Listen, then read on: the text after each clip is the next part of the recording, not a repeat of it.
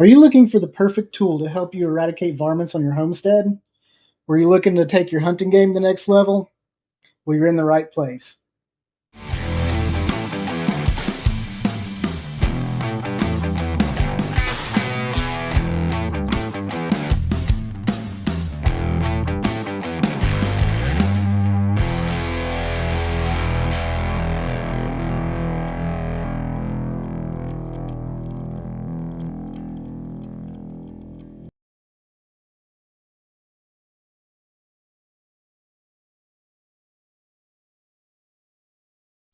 Okay.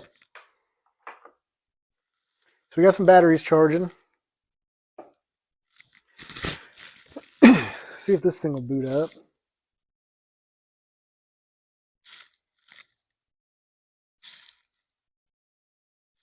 Yeah, there we go.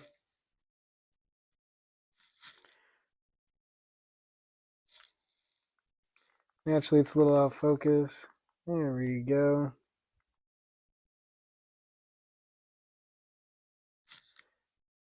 Neat. See what our battery's at. It's full. I see you guys. So M is the main menu button. English, yes. The resolution's not horrible at close range, but it's not great. It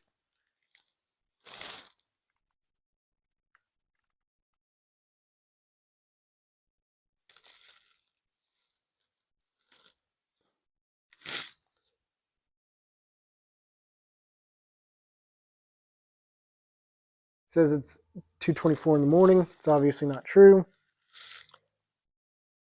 And it's got a digital zoom that is pretty grainy at 4 power.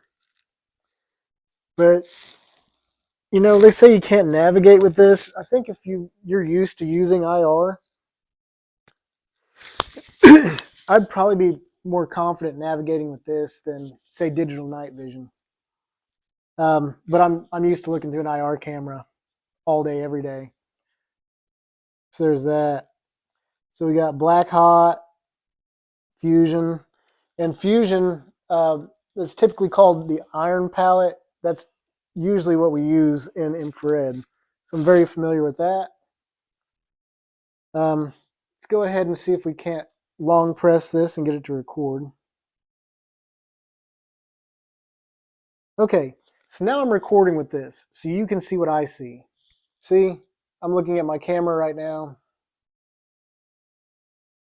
that I'm filming this on.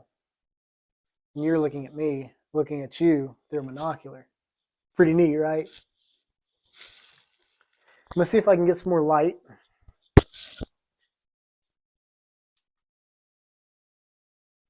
There we go. Got some cool and warm undertones here.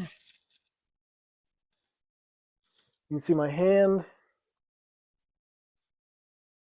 Let's cycle through the menu on this. Black hot, fusion, red hot. Naturally, it's just picking up whatever's reflecting. You got to watch out for thermal reflection. So different things will be thermally reflective. If you try to look through windows with this, glass windows, they're thermally opaque with about a 75% reflectivity. The rest of it's opaqueness. You won't see shit through a window. But you could actually look through thin layers of polycarbonate like trash bags, and you should be able to see it thermal on the other side. That's basically what an IR window is built out of in electrical installations. So here's the zoom. Leave it on white hot. I'm going to long press the menu button.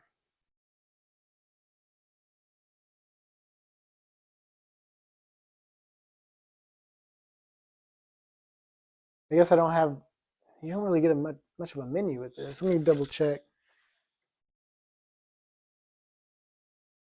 Pretty neat stuff. We'll revisit the the booklet and the menu section on this. I'll show you what it looks like outside here in a minute. I'll go ahead and stop recording with the Monocular.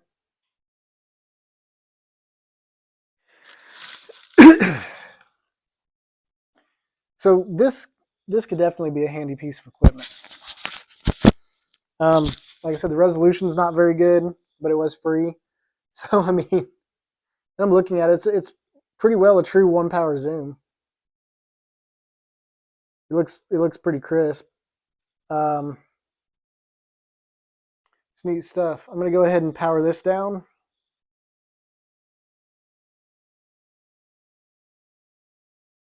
I'm going to go read the instruction manuals, and I will get back with you guys. Well, hello again.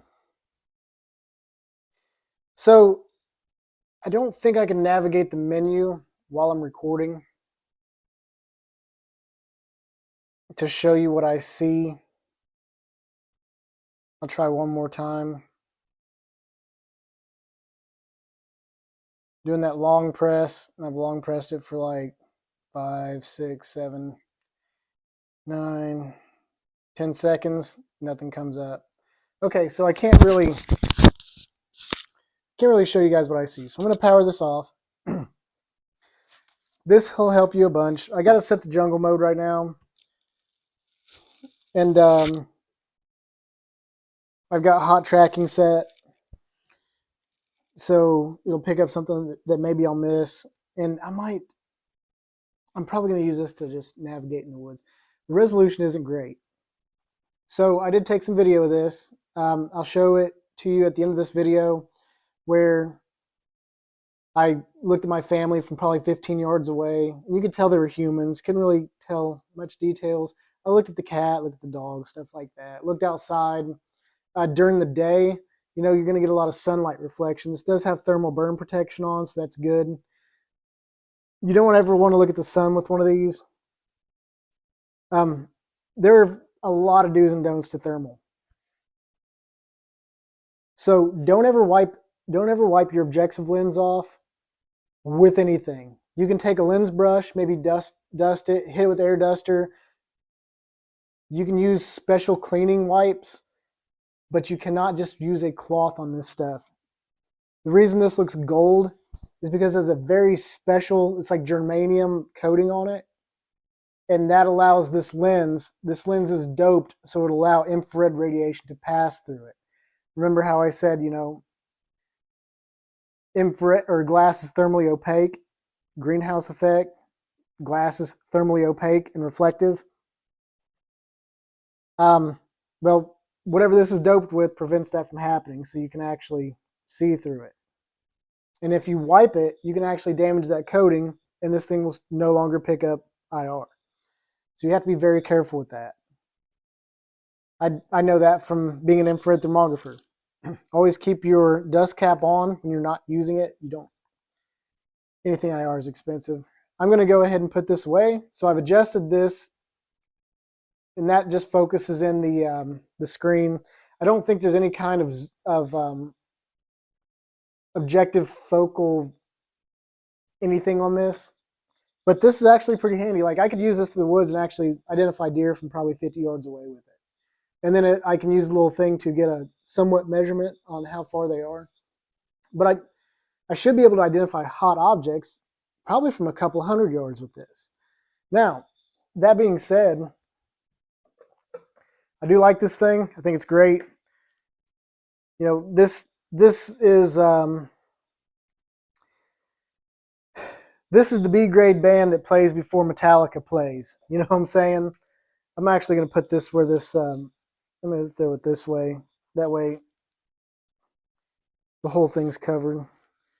Zip this up. Actually, I don't want to put this in yet. I'm going to go ahead and throw this back on the charger and charge it a little bit more.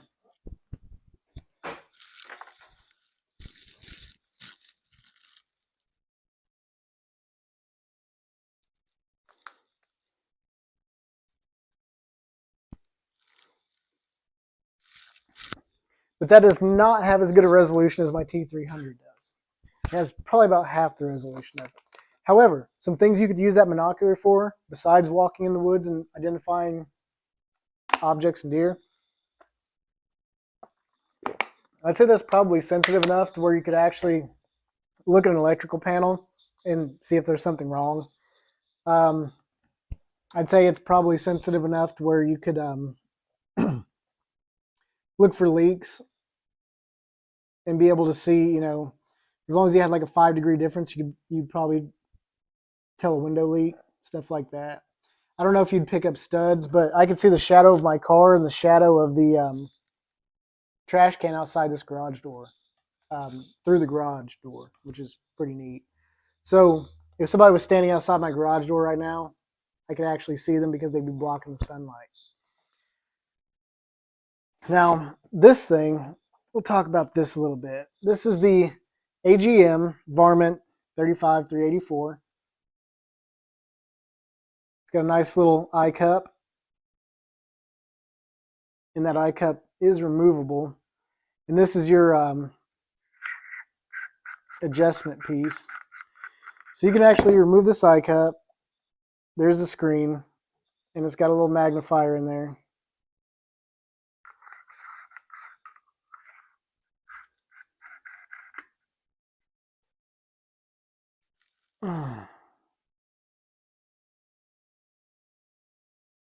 And then this is your, this will focus your screen in. This is your objective focus. So that'll actually focus the infrared light on the sensor, making a clearer picture. This is the laser rangefinder part. Here's your objective lens. It's got a huge objective lens. I'm going to see if the battery that goes to my IR flashlight will fit in this. I think it's the same battery. If it is, we'll get this thing powered up while those other ones charge. I'm going to put this in, and we're going to boot this thing up and see what she looks like.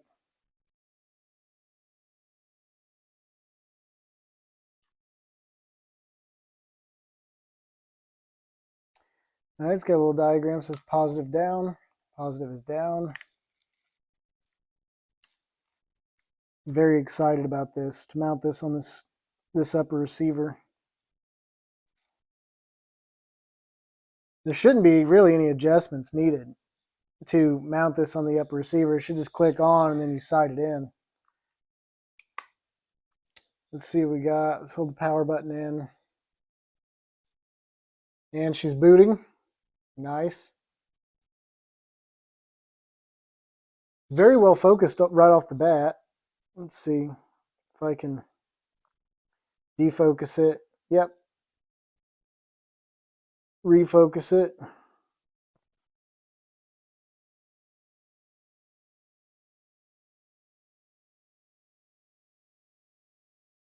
I want it to be the largest I can get it and still maintain focus. That's pretty good. Let's click yes for English. Holy shit. That is some resolution.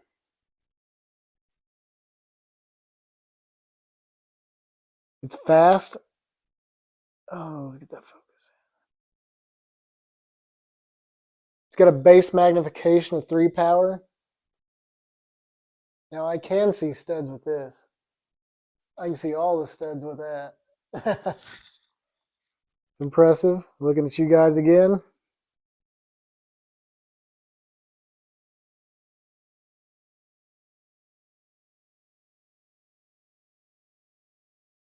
Oh shit. That's clean. Doing a NUC, non-uniform correction.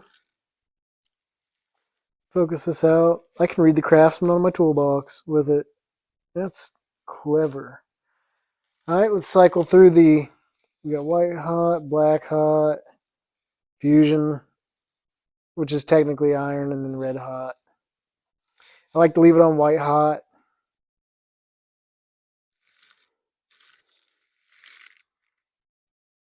Yeah, this is pretty neat. I'm going to get this. I'm going to play with this as a monocular for a little bit, and then I'll mount it on. I got a lower to build for this particular rifle, and I got painting to do before I mount this on. because I do not want to paint this. Absolutely do not want to paint this, but I might actually wrap it with a little bit of camo tape once I got everything set up the way I want it.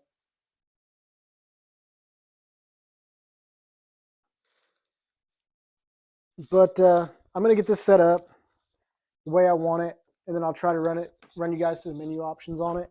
And yeah,